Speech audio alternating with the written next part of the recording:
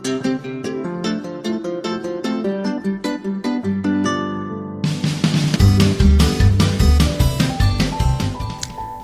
વિદ્યાર્થી મિત્રો, ચેપ્ટર 12 ઘાત અને ઘાતાંક.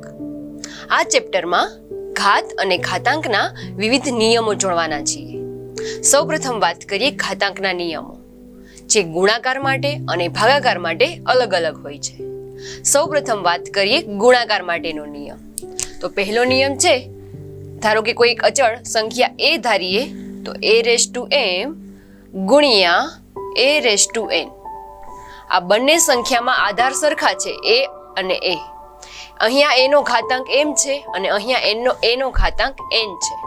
તો આ બંનેનો ગુણાકાર છે એ a⁻m + n થશે, જ્યાં m છે એ ગ્રેટર ધેન n. m છે એની કિંમત n કરતાં મોટી હશે, આ એની એક શરત છે. ત્યારબાદ બીજો નિયમ છે એ ભાગાકાર માટે છે, એ જોઈએ. a⁻m ભાગ્યા a⁻n. જો બંને વચ્ચે ભાગાકારનો સંબંધ હોય તો તેની ઘાતાંકની બાદબાકી થાય. તો અહીંયા થશે a⁻m - n. અહીંયા પણ સેમ નિયમ કે જ્યાં m ની કિંમત છે એ n ની કિંમત કરતાં મોટી હોવી જોઈએ. ત્યારબાદ ત્રીજો નિયમ છે a/b⁻m, એટલે કે એના છેદમાં b આખા કૌંસ પર જો m ઘાત હોય તો આ m ઘાત છે એને પણ લાગશે અને b ને પણ લાગશે, એટલે કે a ની m ઘાત છેદમાં b ની પણ m ઘાત.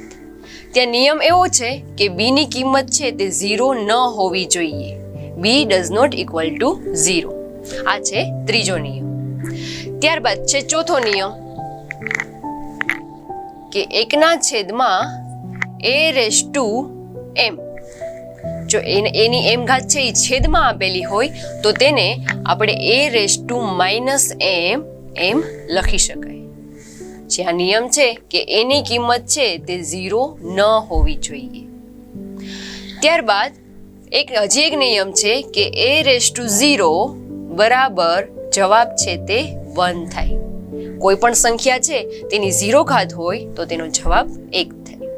આ 5 નિયમોનો ઉપયોગ કરીને આપણે બધા દાખલા સોલ્વ કરવાના છીએ.